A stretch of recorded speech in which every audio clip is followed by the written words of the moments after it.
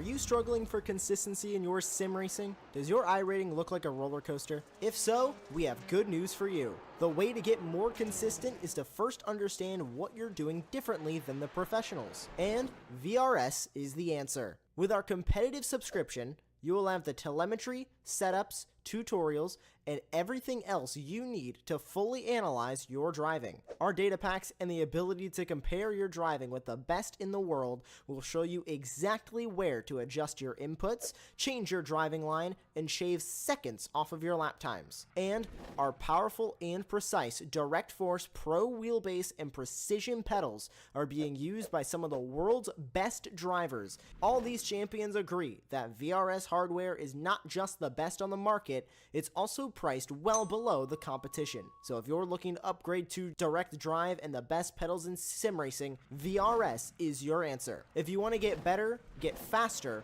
and make it happen sooner rather than later, you owe it to yourself to find out why so many people are switching to VRS. You'll be so glad that you did. Visit www.virtualracingschool.com and learn why the best use VRS.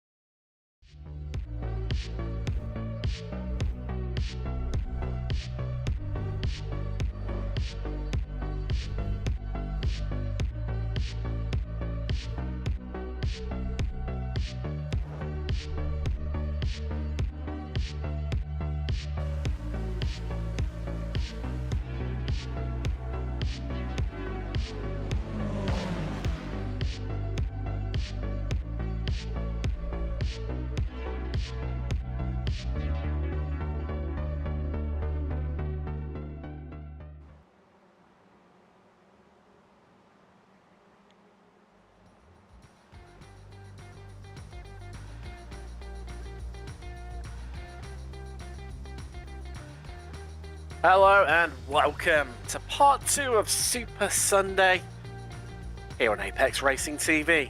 It's turn now, the SRFs as part of this double header of the Weekend Warriors from Road America, no less. Well, good friends at Ray Esports. I'm Tim Cox, got Josh working the virtual production trailer, and Charles Michelle will be joining me very quickly after our championship standings updates as ever.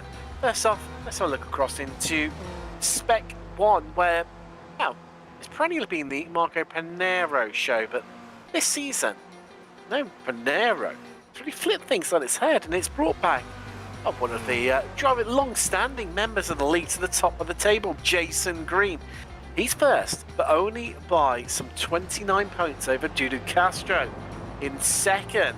Andrew Favini's having the season of his life right now, and despite not actually finishing on the podium so far this season, finds himself third in the overall championship standings. He's 20 points exactly over Claudio Dardini, who's on an absolute flyer, having his best season ever as well. Down to fifth, there's McCain, Perry, West, Kabanka and Wood to round out your top 10. Cross into Spec 2 now, and, well, Caleb Pocock, again, a driver who hasn't won since round 2 back at Mo Sports. Paul Jackson, second place, but he's not far behind, only 7 points the difference at the top end of Spec 2. Trenton Kramer, driver who has won this season. He went and came back at Oran Park. But again, going a lot stronger in the Formula Fords compared to the SRFs, but still third in this championship. Stephen Healy fourth, Phil Berry in fifth, who's in a real charge, but now 61 points off the lead as we get into this business end of the championship standings and season, with Vincent, Justice, Brame, Lorio and Simpkins to round out your top 10 there. Masters now, and Murakami, well off. Jorg Marni, who dominating not only in the Formula Force, but also here in the SRFs. Exactly 100 points clear of Murakami is Jorg. Antonio Race, well, he's again got a massive deficit to Murakami himself, despite winning last time out at Belle Isle. Then we've got Gradwell in fourth, Kurt Nunes fifth, and it's Cathcart, Bradshaw, Walbot, Forbes, Laurie to round out the top 10 there. Charles Michelle, welcome along, welcome back. And if you weren't through this earlier on, we had a great finish to the race, didn't we? We absolutely did. Yeah, it was 6 milliseconds between P1 and P2. 2 milliseconds between P3 and P4. A half second separating all 4 cars. Fantastic finish to the race. So this is going to be more of the same. It's actually going to be more of the same and then more because, these cars draft better than the Formula 4s. We've talked about it all season, how these cars with a track like this, they're going to pick up a half second plus each lap, and they're going to bump draft. So which you can't do during qualifying, obviously, because you get a 0x contact and that invalidates your lap. But when the race starts, it's going to be crazy. I expect to be 3 wide at minimum going into turn 1. We may see 3 wide going into turn 5. Obviously, once we get past turn 5, we get to the technical section of the track, and they're going to have to kind of work themselves out to at least a 2 wide or maybe single file line. And then we'll always, as we talked about in the first race, you have to watch out for the kink. We don't pass in the kink.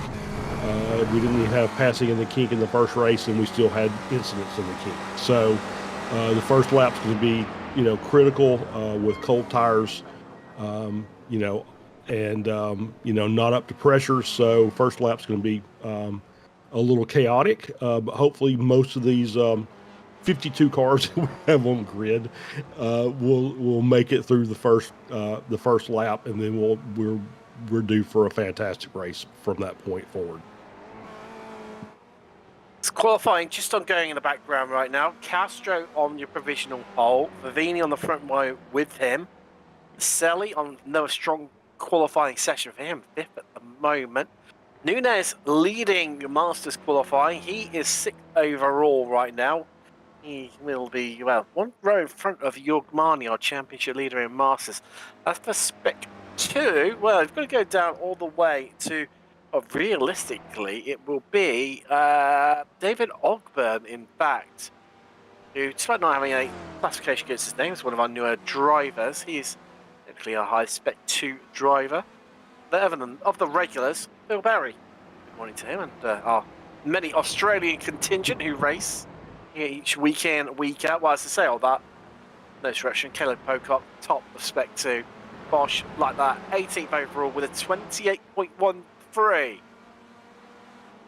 I mean, we talked about, you just mentioned Ogburn. It was reading a little something from Stevie Ray, silver medalist in the SRF 3 at the SCCA Nationals last year, or the most recent event they had. So obviously, man knows what he's doing behind the wheel of this car. So it'll be interesting to see how he does in the simulated version of it versus a very, very packed field. It's good to see, some names that obviously Dudu Castro's had a great run of late, sitting on pole now. It's good to see Kurt Nunez. He kind of dropped off over the last season or two. So it's good to see him up at the front, because he's always been, when he was one of that group when I first started doing these broadcasts, where it was Monty and Murakami and Race and Nunez, and so now it's good to see him back up there with a great qualifying P7 as we see Don Toss jump up to the top of the board. So yeah, this is going to be such a fun race to watch, and little battles here and there. Obviously, there's still lots of things to play for as far as the championship's concerned, with just only a couple of weeks left after this. It's scary. Of course, that Christmas break has really sort of, I just say disruption the season, and definitely shortened it, so it feels anyway. I believe here we are, we've got under a 30, nearly a quarter of the season left. Where has the time gone? Okay, which there's Stephen Healy, currently 27th at the moment in qualifying. Not long left. We've got about just shy of 2.5 minutes remaining on the clock. Of course, as always with the format here at Weekend Warriors, you are able to complete your lap that you are on, and slightly warmer track temperature to what we had earlier on. 74 earlier on, currently 81 in freedom units. Yeah, that's a little bit, not horrible. Still quite comfortable as far as track temp is concerned. Make these cars slide a little bit more, but that may just be enough to make them just a little bit quicker. But yeah, it's this track, obviously massive track, which is good because obviously when you have to read the starting lineup in a few minutes, you're gonna have plenty of time because we've got that full pace lap that you're going to give you plenty of time to get it all done. You probably have them all read out by the time we get to turn 5. You never know, or quite possibly our series organizer Stevie Ray may well have set it for the short pace lap here for the SRF, and we had the full pace lap for the Formula 4s with 20 there, but how many were we? 23, I think. 23, I believe. Yeah, versus coming up, well, I think we're at 52 at the moment this evening. Yeah, you watch your roles reversed or something like that. I know, sorry, apologies, Charles, we've up to a few more, up to 55. Yeah. We'll register for the session, although yet to set times are 2, 4. Well, yet to set times, big names in that. David Gaspers, Jeff Bridger, and Bradshaw. Andres Bertoni back again. Good to have him back on board. New names as well. Felipe. Now, I need to have practiced this. I'm going to have to go for a live take here. Spetriniv, I believe. I mean, that's as good as you're going to get. It is. That doesn't look Brazilian, but that is his home country. So yeah, it's going to be good. This is going to be the Andres Bertoni versus David Gaspers to see who we can name the highest charger or the most positions gained during the course of the race, because both those guys will start in the back. They won't set a lap time. Oh yes. So it'll be fun to watch those two move through the field. Hopefully, very cleanly.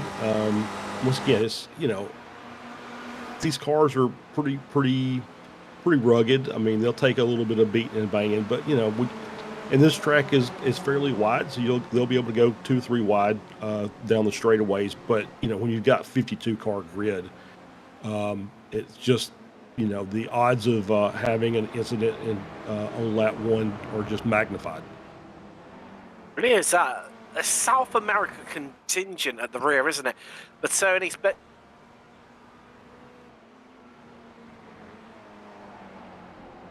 them in only run all right. Although they have made 3 attempts so far, all times deleted.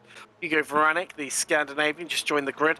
He will be heading out, and on his first lap now, Trenton Kramer, who speaking to him post-race after the Formula 4s with this victory there, and well, currently top of Spec 2 qualifying. And as he says, he's normally rubbish at qualifying, so there's something working for him here in the SRF, Charles. Yeah, absolutely. Yeah, having a great run, and so yeah, it's going to be. I'm just really interested to get this race going. I know we're just sitting here waiting for qualifying to finish, but it's just going to be. We see Gradwell finishing his lap. Will be his last lap for qualifying, and as he takes the checkered flag. Don't know if he made any improvements on there. I don't see any movement on the grid, so we'll say that would be a no. And so yeah, let's get this race going. Yeah, I want to get this one going as well. Good qualifying there from Gradwell. Top 10, well, last the positions inside the top 10, but he's still inside the top 10, third in Masters as well. He's going to be happy with that one. Oh yeah, he absolutely will be. That's a fantastic lap. We're looking at the lap times 226.7. It's 3.5 to 4 seconds slower than we saw in the Formula 4s. But obviously, as we mentioned, these cars are going to draft, and it's the pace is just going to pick up each and every lap. I think the last race we had basically fastest lap of the race every lap from the pit cycle. At the end of the pit cycle to the end of the race. So I kind of feel like that's probably going to happen again here. I get the feeling we're going to be in for that one as well, as we've got, tell you what, there'll be a few drivers potentially completing their lap. So Dan Tessar is just heading into the pits. He was coming to near the end of those. And Teddy Race, not sure if he got over the line quick enough to be able to start his. Who else have we got? Brewster, he's done. So is Chris Thorpe. It's going to be generally. Hugo Veranic will be another one who's going for a one and done here potentially if he can get his one and only lap in. So he's just crossing the line. See what he manages to achieve. As sorry, in seconds. No, he's time deleted as well. I kind of feel like at this point, everybody that's still on the track, these laps won't count. We were already 3 minutes over the qualifying. So whether he got over the line in time or not, but I think this is going to be our definitive answer for us now anyway. Being no. As we just chew the fat, wait for it to transition across now into the race session. And we've got 40 minutes of racing coming up for you today. So we've got 12 seconds left. There you go, Charles. I was thinking this seems to be hanging on for a while. Yeah, it does indeed. So, well, we've got an all-Brazilian front row. Been a while since we've had one of those. Bretto did get a time in late on to move up through the field, so he won't be starting from the back. But, well, you've dubbed it as like the Battle of the Titans, the battle for the name of the award of how many places are gained in the race. Leave them step times, Charles. They'll both be starting from the back, and they'll be both sharing the same row by my calculations. That is one David Gaspers and Andreas Bertoni. Here is your grid for this evening. Evandro Dantas, the Brazilian that is on pole. Season's best for him. Well, very long time since we've seen him on pole. Great to have him back. Duda Castro joins him on the front row. Andrea Favini and Jason Perry making up a row two that we haven't seen a combination of in quite a while, and great to have the two of them on board. That's for certain.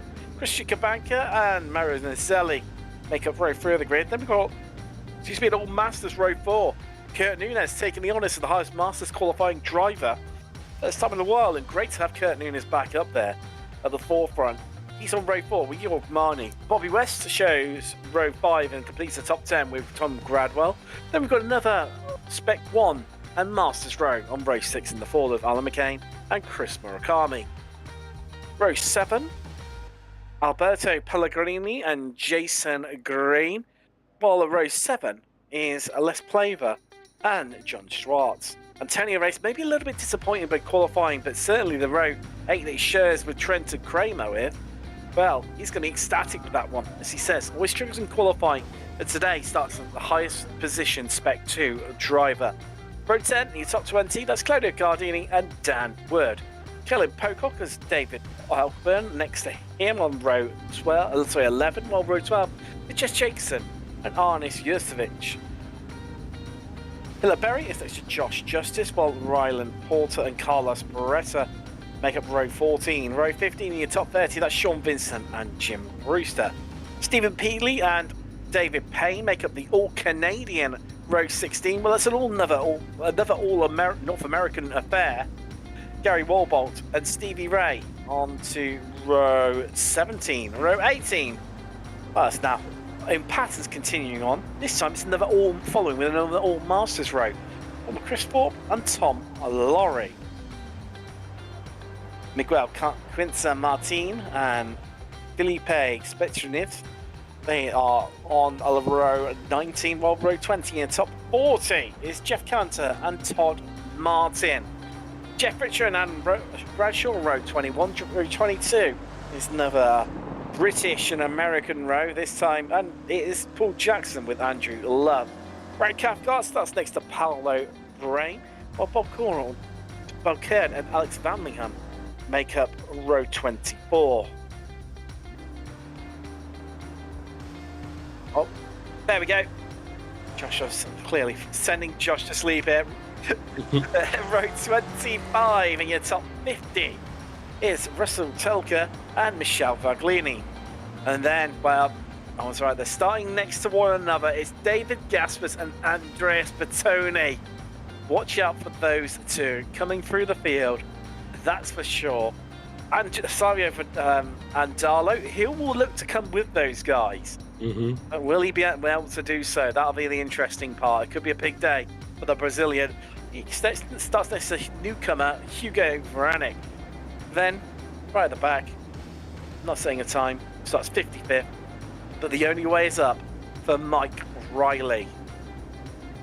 Oh no, but Tony did not make the grid, Charles. Oh no! Maybe we've been being denied our day in the sun here. That's horrible. I was actually looking forward to that, and yeah, I saw Andalo back there as well. It's like, wow, that's going to be 3 cars that are going to be really racy from the back, because obviously Andalo's a very, very accomplished driver in the spec racer. So yeah, it's going to be very. We'll see how Gaspers gets on here. Normally, unless there's a big wreck, I don't expect him to make up a lot of spots. But it seems like he always is up, somewhere around the neighborhood of 10 in the first lap. So it wouldn't surprise me to see that number again as well. Well, here we go, Charles. We've got to try and get. Well, assuming Andres Bertoni does not join us, we've got to get 54 cars around this track without any incident on the opening lap. Is it possible? I don't know. Will it be drama filled? I can guarantee it will be. For sure. Yeah, definitely looking for three wide plus into turn 1, and then it'll just kick off from there. Oh yeah. Oh yes. It's just making the way down into Canada corner now, behind the Porsche 911 safety car. Time to start thinking about how you're gonna start this race, Evandro Dantas. You're in control of it. It's on your terms here. Will he leave it late? Will he go early? Not long till we find out here. Yes, through the final turn we come. Wait for the safety car to pull in. On board with Dantas now. Waiting for it to go. Feels like he's edging. There goes the safety car. Does he light it up? He holds it. He holds it. As we crest the hill. One of the best sights in motorsports. The cars come across. Here we go. Let's get ready to go racing for the second time this evening from Road America, as we are green and we are away. And not the best of starts there from Dantas. Delayed to the lights. That's going to give Castro the edge on the run down into turn 1, but he's going to be on the outside. Here we go. Let's two abreast. They're 3 abreast. Where do you look? I don't know, but Jason Perry storms through the middle of all of them and says, well, gents, if you're going to be caught napping, here I come. And from 4th to 3rd, first goes to Britt onto turn 1. Wow, great start. It looks like everybody that I'm trying to just check, looks like everybody got away clean. We didn't have any incidents on the first corner. So well done to everybody. Obviously, well, take that back. We got Russ Telker, who has jumped pit road, who is taking a tow. So apparently we did have something happen during the course of all that. But yeah, 3 wide going into turn 1. Looks like they're kind of staying 2 wide here. This is the hardest braking point, braking zone on the track. As we see, we do have a car that's already been converted to the modified with no front end. So I'm assuming that Telker was around that car at the start of the race. It kind of makes sense to me. It would make sense potentially. Seeing John Schwartz head his way through that. Everyone still nose to tail across the entirety of the field. No, it was Quincy Martin who was missing his front end, Charles, which Telker was lower down than that. All swings happen to Ray. He's dropping through the order. In fact, there's been a few calls off in that one. Oh, yeah. It's still going on. In the carousel. I don't. It's hard to know where to apportion blame on that one, but there's quite a few involved in it. I can give you that information for free. Yeah, it looks like Stevie Ray, Todd Martin have already towed back to the pits. We do have a few other cars. Thorpe, Jackson, I believe, are also off. Oh, yeah, already around, and yeah, he was already around, and just right in the middle of the track, and the car's just continuing to bounce, and there's just nowhere to go. So get another. Yeah, it just looks like, yeah, I agree. A concertina effect is exactly what it looked like. somebody checked up and somebody else didn't. And then that's what kicked everything off, and several cars involved in that incident. Meanwhile, back to the front, Charles, and it's Perry versus Dantas. This one turning out to be. The Selly's up 3 as well. He's into 3rd. Castro's dropped to 4th. Meanwhile, other big gainers. Jason Green on the fly. He's up 6 already into 8th place. Carlos Barreto up 7. Baglini up 10. Hugo Veronic from the back of the grid. He's up 13 into 41st.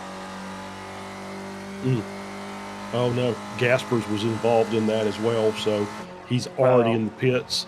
So that's going to really blunt his efforts to try and get to the front of the field, as we see Green working to the inside in turn 5, trying to get around Favini, and they're still side by side going into 6. It gets a bit gnarly, isn't it? It's such a tight part of the track. It tightens up on exit. But Green's got the move done. Maybe a bit of compliance there from Favini just to allow him through. Equally, they don't want to let the pack in front of them get away from arguing over the position too much. Absolutely, yeah. You don't want to battle too long, because every car in front will just kind of check out. So you want to try and keep that gap to, realistically under a second, and you should get the toe off the car in front. So yeah, this kind of feels like a race, and I don't want to jinx anybody, because you know how we do, commentator curse and all. But it just kind of feels like a race that kind of is just fit for Jason Green's driving style, right? He could just ride around in the pack and save fuel, and then do that really short pit stop. So he's done a really good job of just kind of making up some spots. We get the second pack of cars with Pocock and Justice. And I'm not sure who that other car was. Maybe Jurcevic. Yep, that's who it was. So, it's like I said, it just kind of feels like this is the kind of a race made for Jason Green's driving, where he can just save fuel and take that short pit stop, and then see if he can work his way up to the front of the field to get the win. But you do need to remain part of that front group, don't you? That is the only trouble with it, and it's a bit of a sort of depth. Sort of balancing act, realistically. And that group, with Nunes just dropping away ever so slightly, it's looking like it's only going to be only a top 9 here onto lap 3, as there goes the Selly into the lead now, a new leader at the front of the pack. Perry into 2nd, Dantas down to 3rd now. And that all Brazilian front row, it's been replaced by the people from the 2nd row. Jason Perry and the Selly going to work on one another, but Dantas trying to get straight back in the action here. A bit of contact there with Naselli. Don't think he quite knew he was there, but they're going to be 3 wide down the back straightaway. Castro not knowing what to do. Cabanca's joined the fight now. Marnie, don't discredit him. On board with Dantas. Just to our right is Perry. Onto the brakes we come, and he's through into 2nd, and nobody's followed with him. So Perry down to 3rd now. Naselli still holding on to that lead, and that was nearly so close to being a big one. Yeah, be very careful up there. But the thing about it is with these cars battling up front, it just brings that second pack. You can already see them, Nunez and Pellegrini and Murakami starting to make that gap up, and they're bringing that next group with them. And it just going to get tighter and tighter. Instead of that 9-car group up front, we're going to end up with about 20 cars in that group. And it's just going to keep getting progressively more difficult to stay up front, and it's going to be passes, left, right, and center. On board with Pellegrini right now. That is Kurt Nunez in front of us. They're 1.5 seconds behind, so they're definitely losing a bit of pace. It's that group in front of us. Pellegrini trying to do something about it here, heading up the inside, run down the Candle corner. Yeah, at some point these guys are just going to figure out, okay, we've got to stay in line for a couple of these corners. I know that we've got good places to pass, but a little bump drafting is going to do a lot more for us than me fighting over this one position and losing a half second to that group in front. Look at this heading out onto lap 4 very, very shortly. So right up the hill towards the start-finish line. Sit rep, Naselli leads from Dantas and Perry. Masters, it's Marnie, Nunes, Murakami, Spec 2, Kramer, Pocock, and Berry. I know, so Yurcevich and then Pocock. Apologies. Your top three there. Yeah, I mean, you can see it. You see where Dantas basically said, you know what, I'm not passing. I'm just going to give you a little bump draft, and we're just going to see if we can stretch that gap back to P3. But the draft is so powerful with these cars that you really have, I mean, there has to be a bit of drama involved to just kind of break away. So a nice move from Pleva on the inside going in through turn 3. Lovely little move, that one, wasn't it? Lovely little move. And this is the best of the rest group almost. Nunes just dropping back in it. Whereas Murakami and Pleva now leading it 2 lines. Are they going to make it 3 wide? No. Oh, yes, maybe. Maybe. Just maybe. No, they think about it again. Sort themselves out, but it's Pleva on that inside line. That's the entry V1 for me. And will he manage to cement his position against Murakami? Yeah, Murakami just backs out of it there. I think did the sensible thing, and Ransom losing any more time. Yeah, I mean, but you could just see based on those 3 car, you know, it was a 3-car pack was kind of battling, and now it's just this huge group, and they lost a full second to the group in front. So now instead of them being a second and a half back, they're almost 2.5 seconds, working on 3 seconds back. So the quicker they get in line, the quicker they can work their way back up to the front. As Pleva is now, 2.5 behind Favini. So if these guys will just hang in line there for just a bit, then they'll pick this group back up really quickly because they're still battling for that first place overall. And as long as they keep doing that, it's going to keep more and more cars involved. They will. Ironically, as well, out of that group, Carlos Barreto should set the fastest lap of the race. Well, I say just. It's a long lap around here, nearly completing the previous, the current lap. But yeah, they're making progress in that midfield battle. That's for certain, and setting a much faster race pace than our leaders are currently. But it's coming from drivers at the rear of this group who are trying to forge a path to the front. This front group on board with Castro. Let's have a little listen, see what he's fuel segment all. Oh yeah, that was a very nice lift going into that corner. So that was probably about 100 meters earlier than he probably would normally do that. So they're definitely doing some fuel saving up here. It's coming up on a little bit of traffic. That will be, you can see in the distance, Russell Telka, who has already been into the pits as well, who is slightly... Yeah, then they've got a little bit of a gap ahead of them to Alex Vanlingham. As Telka just said. This is the trouble, though. If you pull to one side and let the field through, it's trying to spot a gap that you can then slot back into before you get enveloped by the next train coming through. Yeah, absolutely. That is the tough part of that. Is to get on board here with a look at Trent Kramer. We'll spin that. That's Telka. Yeah, I think he just went too far offline and got out there in the loose stuff and spun the car. It's so hard, isn't it? Because you're trying to be mindful of what's going on around you, and then it nudges with your momentum where you're then slowing down, then speeding up towards the corner, and it's so tricky. And it's normally 1 or 2 casualties normally from that, unfortunately. Yeah, for sure. It's you're absolutely right. He was basically just kind of coasting down through there, letting the cars get by, and then he just jumped back up on the throttle and kind of just messed his rhythm up a bit, and so spun it off on the outside, and so he's lost a few more spots as he had to watch some of the cars come through. And so now it's just reset and just try and finish the laps. He's doing a good job just coming back out and running the laps because he's moving up positions. I don't think I've seen him in the series before, so this may be a one-off for him just because he just may like the track. And so, he'll, maybe he'll become a regular as we've seen so often where we'll get somebody come in for one race and stick around. That's very, very early. Well, with 12:20, that feels like that's the very beginning of the pit cycle. Yes, that's true. And well, with Stevie Ray retired, no official opening of the.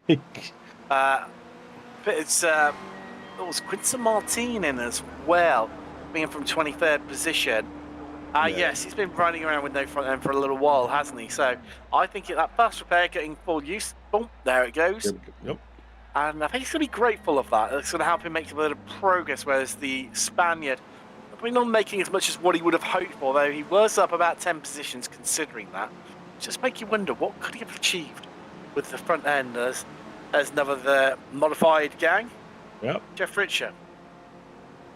Yeah, so it definitely feels like this is the opening of the pit window with all the cars that have damage coming in, getting their fast repair and fueling up for the rest of the race. So yeah, it's just a matter of how many spots can I pick up. But you know what? They're going to have a nice group to work together, and so they should make some pretty good pace out of it.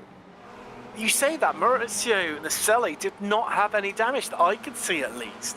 Which just baffles me. Right? That definitely feels like an undercut, right? So he's thinking, okay, let me get out here and I'll jump back out. I don't know. So where did he come back out? That's the question. So he came back out in 35th, right? So he is a couple seconds behind Tom Laurie. So he's in a position of where, you know, if he runs a couple of good laps, he can get in the draft of Laurie and just kind of start leapfrogging his way up the field. So maybe that's a good call. I mean, it's obviously with a big pack like we've got, a big field of cars, it was going to be much easier than what we saw maybe with Formula Fords where we had 23. And so when who was it? Aeronom came in early. He came in and he really didn't have anybody to work with. So maybe this is a good call. Well, the Knights of Pareto there just having to get a little bit of elbows out as they make their way through the track here. Oh, who is that going a little bit slow there? Maybe it's Faglini. Pareto, they shove on there. He's desperate to stay in this race, stay on the heels of Kurt Nunes. This time around, it's Antonio Race and Dan Wood into pit road. Meanwhile, back up front, all change in the train. Harry in front of Dantas. Castro, fuel saving. What's Cabanca doing? McCain leading the best of the rest charge. He's 9th overall, followed by Murakami, Kramer, Barreto, Nunes. Nice race into the pit road. There's Dan Wood. Someone else popping in. Who was that? That was Josh Justice coming in from what, 6th in class, 7th in class, I think it was. Yeah, he was having a good run. So it kind of feels like everybody's thinking, you know, maybe the similar strategy to Naselli was just come in early, get your fuel, get back out, have somebody to run with, and see if we can make up some time. Board with Pellegrini right in the midst of it all here. The fog of war. Kurt Nunes in front of us. Play that just behind us. You can hear him. You can't see him though. To go underneath the bridge, and Murakami could be losing this. Trenton Kramer saying, do you know what? I fancy going leading this group, guys. I reckon I can try and put some dent into the time in front of us, but it's 4.3 seconds. Nearly 4.4. It's what they are behind. Beanie and Co in front of them. Yeah, it just seems like everybody thinks they can come out front and lead, but when they're doing that, they're slowing the entire pack down. So maybe they'll. Once again, I think for me, I'd be content to just kind of ride in line. So maybe with Kramer up front, they can say, okay, all right, we'll do single file and see if we can make up time, especially if these guys up front are going to keep swapping positions. Possibly. I mean, they've not been shy about it, have they? They haven't. They haven't indeed. Yeah, it's been pretty busy. Since the outset of the race, and it looks like they may be trying to chip away with Kramer in front. Maybe it's dropped a couple of tenths. So once again, we'll kind of watch and see what's going on as we're getting to that halfway point of the race. And I think we see more people coming into pits. You mentioned that. Carlos Barreto into pit road, Charles. Brazilian entering in. Well, he's one of 6 Brazilians in the field tonight. As there is another one into the lead of this race of Andre Dantas. So Duda Castro's being camera shot there, but yeah, definitely pit window opening now. Barry Jakeson, Sean Vincent in 2. Here comes Josh Justice in, I thought it was going to be for his second stop, but no, that is for his first. Onto the brakes he comes. Yeah, I was kind of like you. I thought he'd already come in, but yeah, apparently not. So it was somebody else. It wasn't showing anything in my end, but I could be wrong. No, I think you're absolutely right. I think this is his first stop, or his, hopefully his only stop. Yes, it is, but okay, we're all clearly losing the plot here. Yeah. Yeah, well, I mean, with 52 cars, I mean, you know. Well, very true.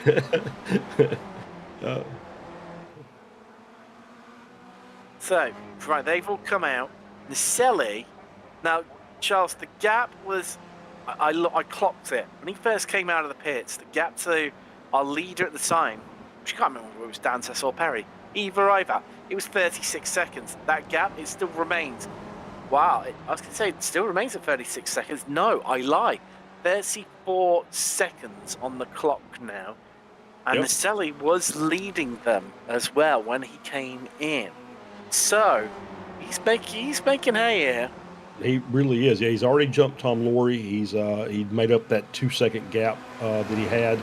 And now he's closing in on Jeff Cantor in P26. And he's about 1.5 seconds back. And looks like he's about 1.5 seconds the last lap faster. So it should be getting to Cantor. And then obviously we've got, another 20 some odd cars to work through, but yeah, he's definitely making good progress up to the field. And that is, who are these coming up against there in the distance? There's also an spell. This time it's Stella Krishika Banker. Maybe looking at seeing what Nicelli did, and there's a lot of drivers favouring this undercut here today. Similar story as well earlier on. I just wonder whether there's something in the water, something in the air that's making it faster here today. You never know, but yeah, I think that's once again, I think it's the fact that we've got such a large field, and everybody's still out there and they're still running decent pace. So for the cars that are still kind of on the lead lap and running their laps, it's if you're up toward the front, it seems like a good call to just come in. So, obviously we've still got a few more minutes before we find out how well that worked for him, but it seems like it's working so far.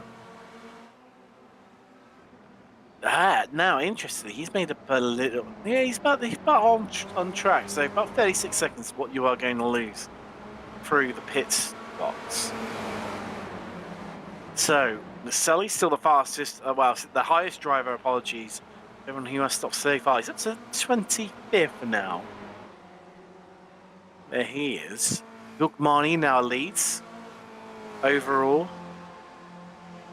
3 attempts clear of Dantas, and also the Masters driver leader to boot as well. Can he keep it there? Wow.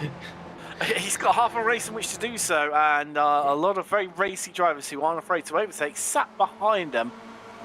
I don't know. I just don't know. I think there are going to be several more changes for the lead before this race is done. We may get another one before this lap is done. But once again, I'm just kind of looking, and as this group is thinning out, Jason Green's still sitting there in P5, just kind of hanging on to the back of this lead pack as they're still swapping positions in front of him, and he's made up a spot here and a spot there. He's not doing anything drastic. I'm sure he is doing, if anybody's going to be fuel saving, it'll be him. He's up 9 positions so far, and I think he'll probably be content to just kind of hang here as long as these guys are going to keep battling. He can just continue his fuel saving strategy and maybe pick up a couple of seconds in the pits. The key is going to be, obviously, is once the pit cycle is done, he needs to be out of that out of that draft window, right? So that's going to be the key to it. If he comes in and he pits and it's roughly around the same time as the rest of the field, and and we end up as we did in the first race, where once all the pit cycle was done, all 4 of our lead drivers from the first half of the race were there in the second half of the race, made it a fantastic finish. But so maybe that's what we're looking for this one as well. Possibly. Quite possibly. So, there goes Ryland Potter out of the pit lane. A few other drives in with him. Who else? Got Tom Laurie, Pellegrini. I think we have a long stop, but no, it's not Pellegrini. Apologies. Hello, Brain, Paul Jackson, and Bob Kern, all visiting pit road. Keeping half up to date as well on the Selly is progressing, Charles. It's all on track by my calculations to take control of the lead here. There's Castro now into the lead, actually, as we see Trenton Kramer. But he's having a whale of a time here. He's leading Spec 2, and he is having a right scrap with, who's in this? McCain, Flavor, Murakami, Gardini, Nunes, Gradwell. Yep. Oh, nice. That's a great move on the outside of turn 8. That's fantastic. This is a driver who's really just seems to be hitting form at the right stage of the season, isn't it? It really is. Formula Fords, SRFs, it's just all clicking for him. Yeah, he's having a great run. Is even in the Ray Esports series during on the Tuesday nights, he's been on the podium or thereabouts just week in and week out. He's having a really, really great drive as of late. Here is the pass to the lead from Castro on Dantas, and the regulation move. Turn 5 down in turn 1. Sorry, turn 5 down in turn 1. Turn 5 for the position 1. We'll get there in the end. We'll get there. Yeah, we will. Oh, here we go. Oh, wow. It's synchronicity. They're in, apart from Green and Favini. Nunes and Gradwell are forward in as well. So that this lead group: Castro, Marnie, Dantas, Perry, and West all head in.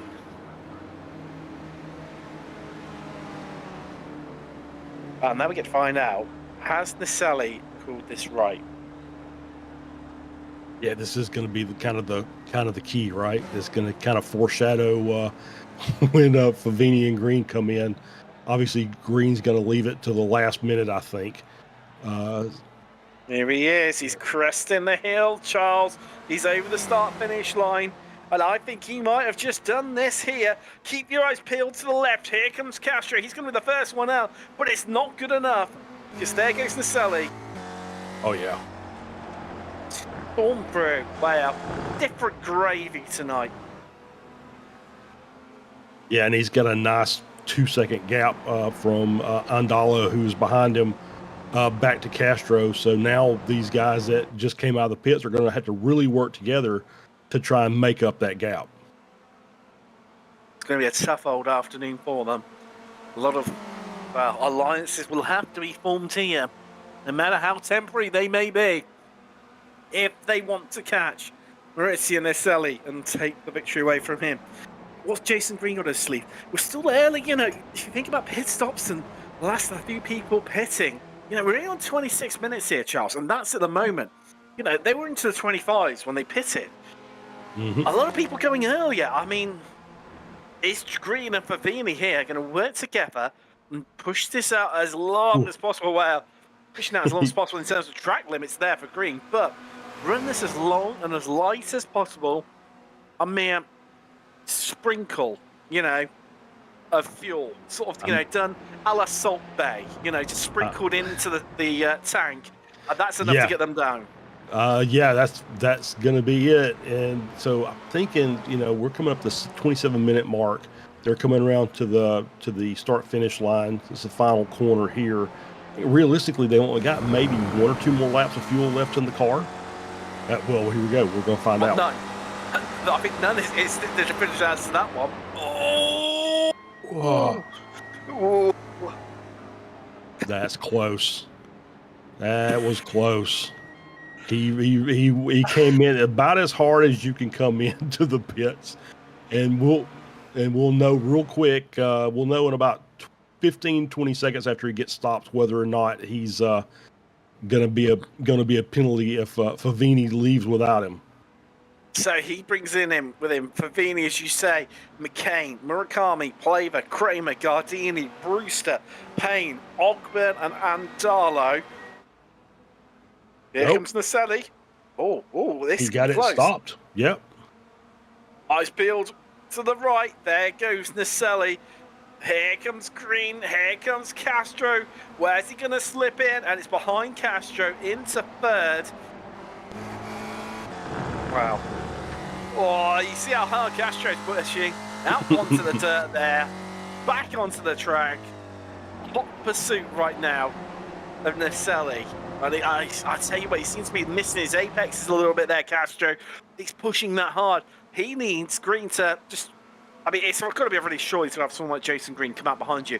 Someone who's predictable. You know what he's going to do. You know he's going to play the numbers game. You've got half a chance of catching Naselli with someone like him behind you. Yeah, absolutely. Yeah, because, Green, I think Green's, will realize that, hey, if I start battling with Castro, we're never going to make up the time. So let's stay in line and work together, and then when we get them, then we can race. Otherwise, we're racing for second. We're not racing for first. That's how I'm loving this battle behind them as well. It's been absolutely fascinating and enthralling to see how that's all been coordinated. As there is Berry, who's currently third in Spec 2 right now, but does have Sean Vincent right behind him, who's looking to snatch that podium position away from him. Alan Bradshaw just in front of them. Bradshaw on a good run. He's up 21 spots in your highest position climber.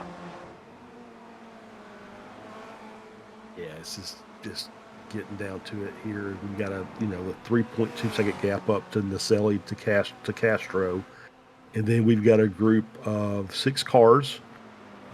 As you see them right here, we see Yorgmani looking to the inside, makes the move around Green to take back over third place.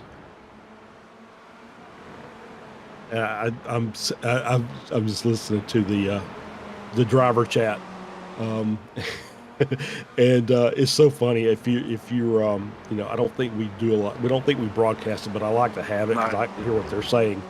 But it's basically your money says, I'm tired of fuel saving to go the front. So, so Castro saying, no, we need to stay in line. And Monty's basically saying, no, I want to go the front. So just a really, really fun conversation going on while they're driving just as hard as they can go. Castro completely checking out as he doesn't leave the place to Jason Green. Not just Marnie as well. Dantas nearly storming through as well. I'm not sure he's going to get it done. They're trying to get all their ducks in a row right now, but they're running out of time. Yeah, we got 10 minutes left of this race. Well, the nearest down at 9, plus a bit of change. Naselli's 3.2 seconds ahead of us. That's roughly about... We've got about 3 laps remaining in this race. Give or take. Give or take. I say that they need to be over a second a lap faster to catch him, let alone pass him. I'm not sure on this one. I mean, he out by himself. He's running pretty much the same time as that group. So it's going to be, very difficult. But we see Green back out in front of that pack, and so yeah, I think Castro was absolutely right. I think if they stay in line, they've got a chance. But if they're going to keep fighting, there's no way they're going to make up that gap. It's a bit like the old roller derby, isn't it? Where you got people, effectively what they're trying to almost encourage at the moment is, the guy in the lead of the train is, effectively the person dragging the person behind them to slingshot them out, give them a big speed boost to try and bridge that gap, but it's just not working. While in this group, they've admitted they're not going to catch anyone. They're just scrapping for fun right now. Left, right, centre. Yeah, it's just, You know, it's I know these guys are having fun. No matter if they're battling for the lead, if they're battling for 15th, they're battling and they're having a good time. But I can understand Castro's side of it too. Is like, hey guys, let's just stay in line for just a couple of laps and we'll make this gap up. But as you can see, the gap's growing. It's now 4.5 seconds because they keep fighting through corners, and it's slowing the entire group down. I think the slingshot works pretty well, but I think the bump drafting works much better. I think if they were doing that, I think they would be making up time hand over fist. But as you see, 3 wide, Dantas backing out. Yeah. I was about to say the same thing. Oh, right. Now, gloves are off officially. We weren't sure they were before. They definitely are now. Naselli, he just needs to bring this one home. It's all about who comes second and third. 5 cars, 2 places on the overall podium. Marnie could disrupt the cat amongst the pigeons and make available, someone finishing 4th to be on the Spec 1 podium. Of course, Marnie being in Masters. Oh, who knows? Who knows? Meanwhile, behind them, Greta, Gardini, and Kramer. All having they're still having their scrap. Sorry. Yeah, no, that's okay. Yeah, you see them 2 wide, 2 by 2 behind them as well. No, I was just going to say that we might not have the finish we had in the Formula 4s where we had the top 2 separated by milliseconds, but we may have 4 wide across the line for P2. So there's still plenty of there's still going to be plenty of action remaining in this race, even if Naselli seems to have the wind sewn up, just keeping the car on the track, and he should be okay. No, Green is opening up a bit of a gap, and in fact, the gap that he's got over Castro, Charles, is the same gap that covers Castro, Marnie, and Dantas in total, as you know, and Kabanka. Although that gap now, that's the beauty of Slipstream, is being reeled in left, right, and centre. It was 7 tenths, now down to 6, now down to half a second. It'll be 4 by the time they've reached Canada Corner. It's Marnie. It's at the inside of Castro. Or does he? Or does he? No, he's not going to get this done. No, and that's critical. They need to get back in line because otherwise, they got away with that one. The netcode giveth, the netcode taketh. Well, it gave her then. Yeah, it did. Yeah, they managed to make contact and not spin, but that obviously cost Monty. But yeah, you see it. The gap's already opened up to 9 tenths between Green and Castro now, and so we'll watch that gap close as they're on these 2 or 3 long straightaways. And then as you see the bump drafting between Dantas and Kabanka on the left side there, Monty just kind of sitting on the inside, hoping that hoping he's got a lane to work through, and looks like he does. Meanwhile, Bobby West just sat at the back, chilling. You know, he's got his feet up. Yeah, steering wheel on one hand, beer holding the other one. He's getting ready for the Super Bowl later on, and trying to work out, well, if I pick up some places, then so be it. At least that's how it seems for now. Meanwhile, it's all over each other. Pellegrini, Potter in front of us. He's at 13 places. The Canadian, McCain, and Plaver. Spec 1 drivers, they head under the bridge. Splits out beautifully there. First and third went to the left. Second and fourth to the right, and they go 3 wide. Are they going to make it 4? No, they're not. McCain heads through the middle. He'll take control for now, but for how much longer? Well, until this point, next lap realistically. And look at the clock. Could it be white flag as we head over the line? It'll be very, very close. I think it's going to be 2 to go when we get there. Well, Naselli's, he's over halfway through the lap as Naselli, so should be okay. But 2 laps at the line. That gap 4.8 seconds back to Green. He's losing time to Castro, and Castro just ever so slightly getting away from Dantas and Marnie. Yeah, that's all going to tighten back up. And once again, they're going 2 wide, 2 by 2, going into Canada Corner. Castro now ahead of Green. You know, oh wow. You know what? It's closer than I thought. It might be white flag. Where's our leader? There he is. Oh, there we go. It's going to be... I think this is going to be white flag, isn't it? I think you're right. Yeah, I think it is. I think it's just going to be inside of that white flag. So we're at 220 left, and the lap is 228-ish. Yep, there we go. There he is. Barney's waving it. It's white flag, 1 to go. Naselli leads by 4 seconds. It's all about who's going to take second. Cross the line they come. It's, well, even match between Green and Castro. And Waste at the back. He's starting to look a little bit racy now. He wants to be part of this. He wants to not miss out on the last lap shenanigans. It's Green, Castro, Barney, Kabanka, Dantas. This lot's still scrapping away in this then danger triangle that is Kramer, Barretto, and Gardini. It's now advantage Green for second place. Run down to 5. Penultimate big opportunity to pass. A certain place to pass. You can get it done. Going through the middle. Yep. Here we go. 3 wide, and then 3 wide behind as well. Here comes Kabanka. Oh, Amani turn. He's gone. He's around. He's out of the equation. And with that, could it even cost him the win? No, it's not. If he can keep going, he'll be okay. But they're scrapping behind. As Green now getting involved. Kabanka banging doors. Well, if this car had them, that's for certain. With Dantas. Right, we're down to 5, Charles. Here we are. So at most 5 wide across the line for the last lap. So yeah, it's just going to be setting it up. So now we've got the run through the carousel, setting up, getting clean through the kink, and then setting up for that last lunge down into Canada corner. And then I think these cars actually could get a good enough tow out of the final corner to catch the car before we got to the start-finish line. So we've got 2 really more chances of making passes here. Selly on for victory, and what's happening behind him is intriguing. Green jinks to the left after faking the right. Dantas almost losing the rear, locking up into Canada corner.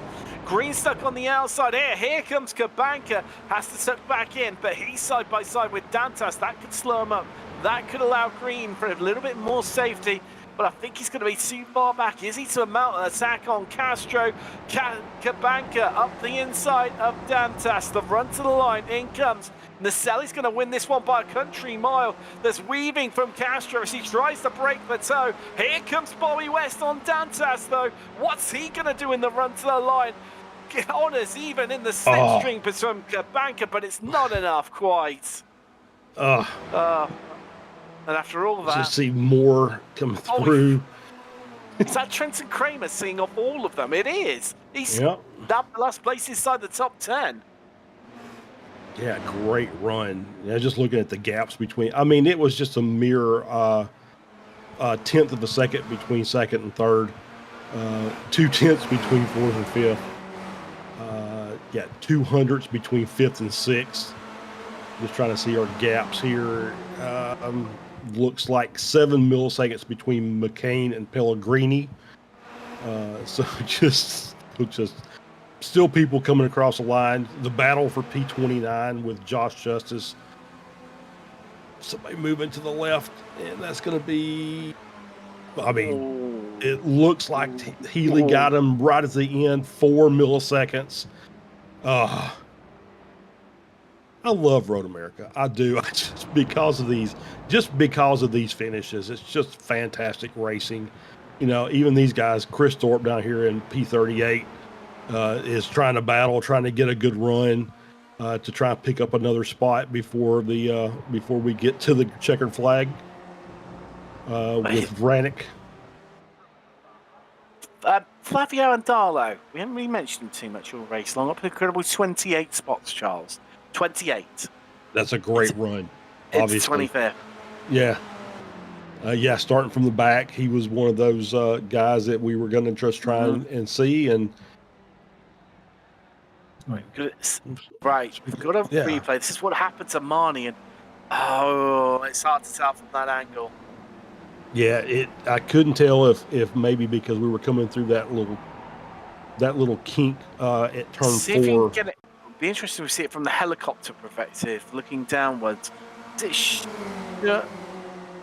Here we go. There we go. Oh, was it a bit of converging on one another? Yeah, I think so. I think it kind of looked like Castro was trying to move a little bit to the middle to try and open up the entry, and Monty was trying to maybe move over and maybe block his advances. There he is, driver's right, your Marnie. Yeah, maybe been netcode as well. Yeah. Well, you said earlier, netcode giveth and netcode taketh away. They got away with one, but not the second one. Yes, I think we're smack on there. Absolutely smack on. Should we take a little look at some results here from Road America? Round 7 of the SRF weekend was presented by Ray Esports. He read out the name of an old sponsor there. Naselli, congratulations to him. First victory of the season and breaking the run of 3 victories in a row by Dudu Castro. And very long time since we've seen Naselli on the top step of the podium, if ever, not too sure. Dudu Castro in second, Green picks up third in the end, couldn't make that run to the line quite work. Kabanka sneaking out Dantas for third place. So 4th place, apologies. West 6th, then it's Favini. Yugmani, in the end, that instant we saw, still held on to the lead in Masters, but only demoted down to 8th because of it. Chance Kramer, from that lovely little battle of the best of the rest, in finishing in 9th and winning Spec 2. Then it was Gardini riding out your top 10. Excuse me. McCain, Pellegrini, Wood. Those two incredibly close, weren't they? Look at that, McCain and Pellegrini, 7,000 for the second there. Quincy Martin, 14th. Then we've got second and third in Masters, the form Murakami and Gradwell. Yusovic and Vincent. Congratulations to him on the newcomers in the championship. And Yusovic, who's actually, to be fair as well, to run out that Spec 2 podium. Philip Berry couldn't quite get there in the end. Finishes 4th in class, 19th overall, with Potter running out the top 20. There was Payne, Brewster, Ogburn, and Darlow. Carlos Barreto had a good run, although he suffered a penalty late on because I've got him crossing the line in 9th, up 19, and then showing up as 25th, and losing about 40 odd seconds. So that sounds like a last lap penalty for the Brazilian, sadly. Unless Plaver. Was that enough? No, Plaver was still up there. That's about right. Walbot Cantor, taking him to 28th. Yeah, top 30 being rounded up by Healy and Justice Paolo Bring 31st. And it was Richard, Bradshaw, Jackson, Cathcart, Love, Baranik, Thorpe. There we go. Bob Kern and Mike Riley in 40th. Kirsten Nunes, last driver on the lead lap in 41st. Then one lap down was Jason Perry. I'm guessing for him, since they'd led for quite a bit early on as well. Vanningham, 2 laps down was Laurie, and into retirements now. We lost Shavaglini on lap 11, lap 9 for Race, 7 for Jegson, Britrinev, lap 6, Telka, lap 3, so was Schwartz and Pocock, lap 2 for Gaspers. Then the opening lap was Ray and Martin, with Bertoni not making the start. Let's have a chat to some drivers, shall we? Charles, I always seem to go first and have the lion's share. I'll tell you what, you can have the honours of picking first and doing 2 rather than 1, just 1. Oh, sure. Let's go with, appreciate that. So let's go with Dudu Castro, who finished second. So Dudu, congratulations, P2 overall, P2 in class. I guess the last lap battle, I was listening to the driver commentary during the race, and it seemed like there was some mixed signals amongst some of those drivers trying to track down Naselli during that last 10 minutes. Yeah, sir. Let me start from the end. On the last lap was an end, like a last lap race, at Road America. Pure draft. Everyone to put his car on a good position on on the back straight to cross in front of the pack.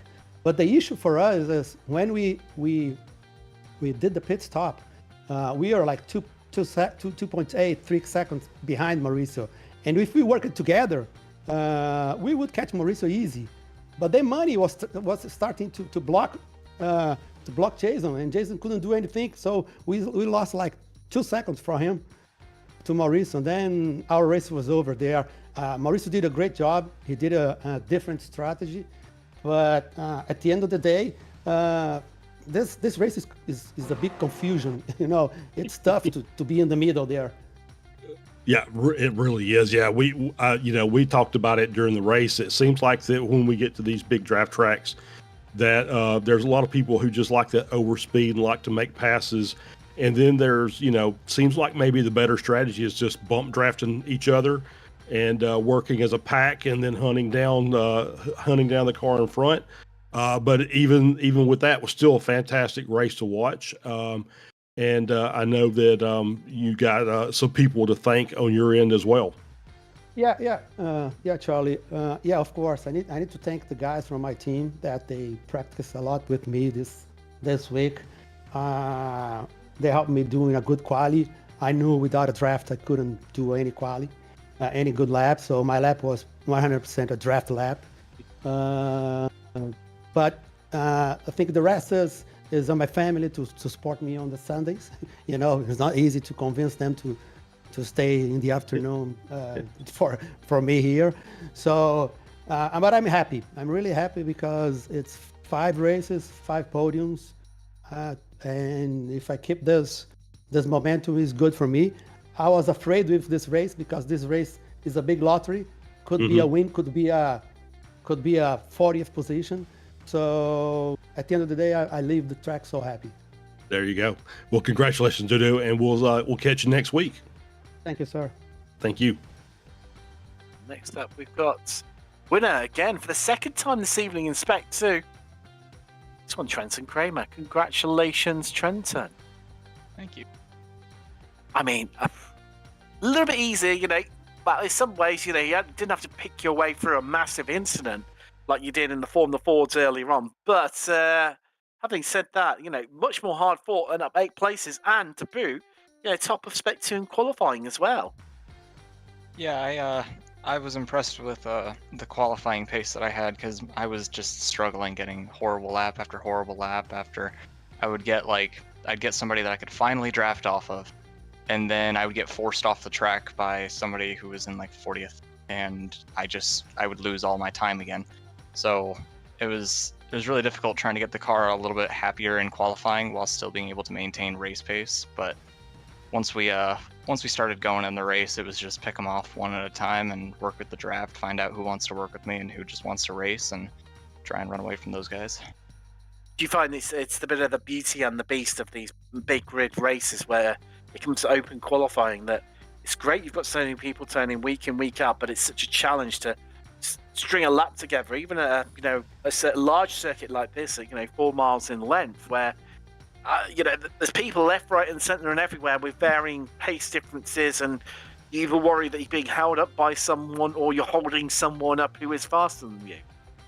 Yeah, I mean, with the big grid, it's great because there's always going to be somebody that is at your skill level. It does not matter if you are the #1 driver in the world or if you are the last driver in the world. There is always going to be somebody to race with. The chaos that ensues at the beginning of the race is to be expected, especially when you've got the qualifying being the way that it is. What I don't understand is there are drivers that are doing slow out laps on a 4-mile long track to keep their tires cool, and then they'll do a hot lap as if it's Formula 1. And frankly, the racing is good, but it's not that competitive. I think that's more of a crash hazard, because I had to avoid 2 or 3 drivers going extremely slow and get an off track to ruin my lap because of that. And then other people are crashing into those people or spinning out because they're trying to avoid those people, and then they rejoin the track, and then they get right in front of me and slow me down as well. I think that the qualifying needs a little bit of work, a little bit of attention to it, but it's always good to qualify with somebody that is close to you in terms of your actual pace, when it works. This track, unfortunately, doesn't work that well. No, the beauty and the beast of drafting, isn't it? You know, it's for you and not for you on other occasions. But I mean, couldn't ask for a much more better season. You know, for a better Sunday even. You know, the double victory, and should we be sitting down with a cold one later on to watch the Super Bowl? Absolutely, a couple of shots, cold one, we're ready to go. There you go. Damn right. There you go. Congratulations, Trenton Kramer, Victor here today. The second time this evening at Road America. There we go. That is all we have got time for, Charles. I don't know about you, but I think I'm gonna go grab a beer. Yeah, I think that's a good call. I think I may actually have something a little stronger in there, but nice. either way, it's a Super Sunday. Anytime I get a chance to do the Weekend Warriors races, it's super for me. So I always enjoy these, and it's always good to see some good racing and to hear from our drivers. And I think this, there's not always going to be happiness from, even if you win. There's always things you can improve on. So it's always good to hear from them, and can't wait till next week. I can't either. We will be back. We head to New Hampshire on the Roval. I am so stoked about that one. We have no idea what to expect. Well, join us, find out. A brand new track, one that's never, this series, one that's never ran in iRacing. Let's find out together what it will be like this time next week here on Apex Racing TV. I've been Tim Cox with Charles Bashal and Josh Wilkie, and we'll see you then for more funs when the SRF Weekend Warriors returns.